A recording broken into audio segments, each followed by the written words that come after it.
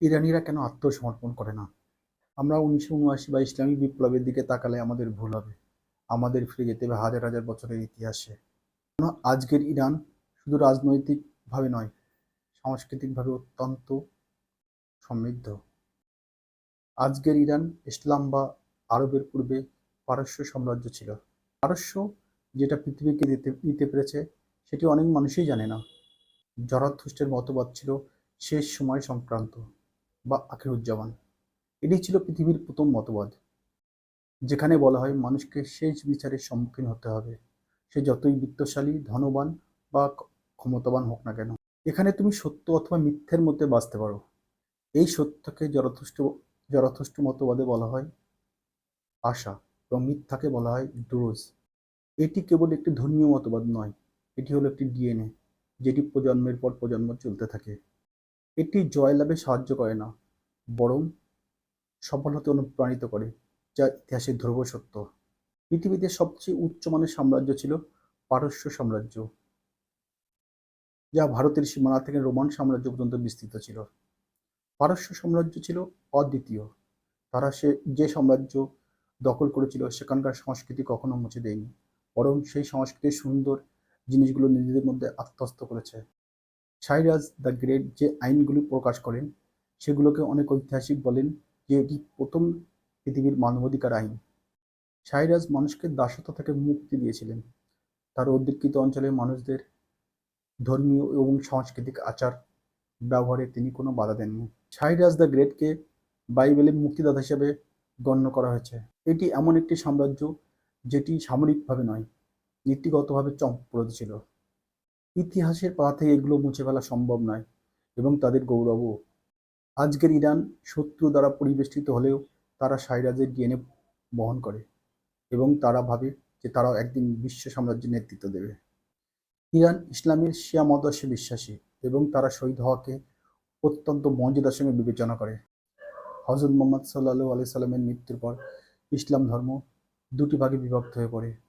সুন্নিরা বিশ্বাস করেন যে যোগ্য ব্যক্তি মুসলিম বিশ্বকে নেতৃত্ব দেবে, আবার শিয়ারা এক্ষেত্রে কিছুটা আলাদা। তারা বিশ্বাস করেন নেতৃত্ব আসবে হযরত মুহাম্মদ সাল্লাল্লাহু আলাইহি সাল্লামের রক্তের সম্পর্কের মধ্য দিয়েই। কেবলমাত্র নবীর রক্তের সম্পর্কের সঙ্গে সম্পর্কিত ব্যক্তিরাই সর্বোচ্চ নেতা হওয়ার যোগ্যতা অর্জন করতে পারে। হযরত মুহাম্মদ সাল্লাল্লাহু আলাইহি সাল্লামের রক্তের সম্পর্ক কেবল ইরানেই আছে।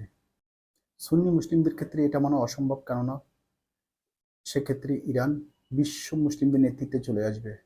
ফলে তারা রক্তের সম্পর্কের চেয়ে বেশি মূল্য দেয় বংশের সম্পর্ককে, যেটি বর্তমানে আরবে আছে। এই মতপার্থক্যের ফলে শিয়ারা যেহেতু সংখ্যায় অতি নগণ্য, সেজন্য হাজার বছর ধরে তাদের লাঞ্ছনা, হত্যা এবং তাদের ঘিরে ফেলার চেষ্টা করা হচ্ছে।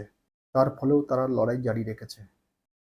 শিয়াদের এই মানসিকতার কারণ খুঁজতে গেলে আমাদের ফিরে যেতে হবে ৬৮০ খ্রিস্টাব্দে হযরত মুহাম্মদ সাল্লাল্লাহু আলাইহি সাল্লামের নাতি ইমাম হোসেন খিলাফতের বিরুদ্ধে বিদ্রোহ ঘোষণা করেছিলেন, এবং খলিফা তার বিরুদ্ধে হাজার হাজার সৈন্য প্রেরণ করেন, এবং তিনি কেবলমাত্র ৭২ জন নিয়ে এই যুদ্ধে সম্মুখীন হয়, পরাজয় জেনেও। এবং তিনি এই যুদ্ধে বীর বিক্রমে লড়াই করে শহীদ হন। এই যুদ্ধে এটাই প্রতীয়মান হয় যে সত্যের উপর দাঁড়িয়ে মৃত্যুবরণ অনেকটাই সম্মানের।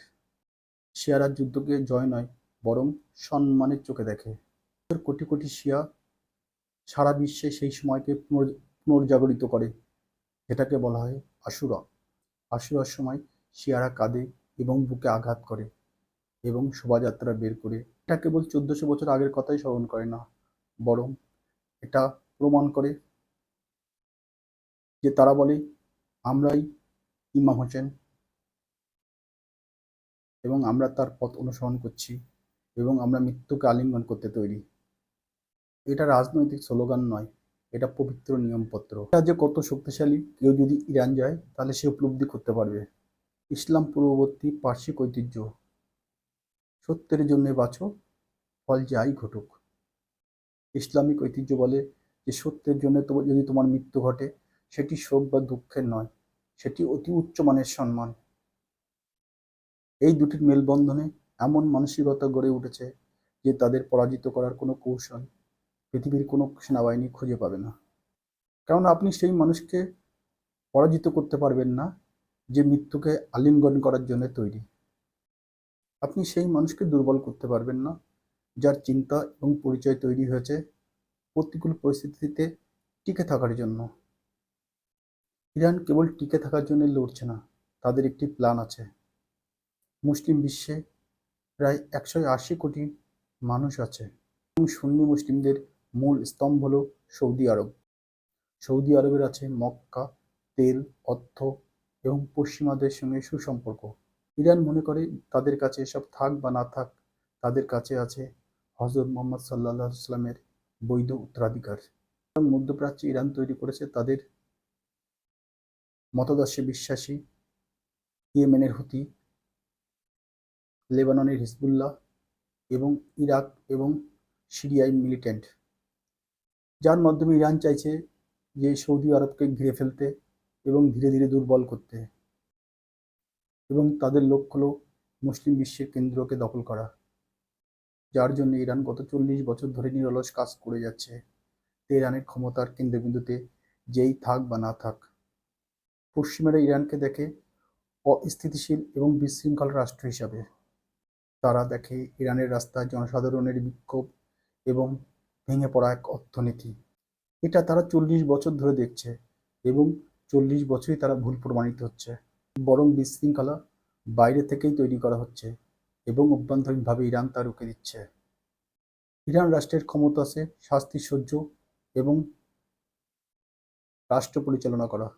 যদি ইরানের সভ্যতা টিকে থাকতে পারে আলেকজান্ডার দ্য গ্রেটের আক্রমণে, আরবদের দখলে এবং মঙ্গোলদের আক্রমণে এবং ব্রিটিশ সাম্রাজ্যের শাসনকালে, এবং পরবর্তী সময়ে সাদ্দাম হোসেন 8 বছর ধরে ইরানের সাথে যুদ্ধ করে। এই যুদ্ধে পশ্চিমারা প্রচুর পরিমাণে অর্থ এবং অস্ত্র দিয়ে সাহায্য করে, ফলে ইরানিদের মধ্যে সহ্য ক্ষমতা অনেক বেশি। মানুষ দেখে না যে আমেরিকা দশকের পর দশক ইরানের উপরে নিষেধাজ্ঞা চাপিয়ে রেখেছে এবং বোমা মেরে ইরানের বিভিন্ন গ্রুপকে ধ্বংস করছে, তাদের সেনাবাহিনী প্রধানদের হত্যা করছে।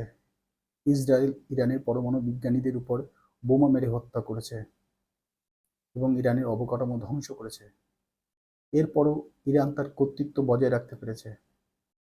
নিষেধাজ্ঞা ও সামরিক চাপ সত্ত্বেও ইরানের সাংস্কৃতিক ভিতকে একটু টলানো যায়নি। প্রত্যেকেই নিজেরা ইমাম হোসেন হিসেবে ভাবে।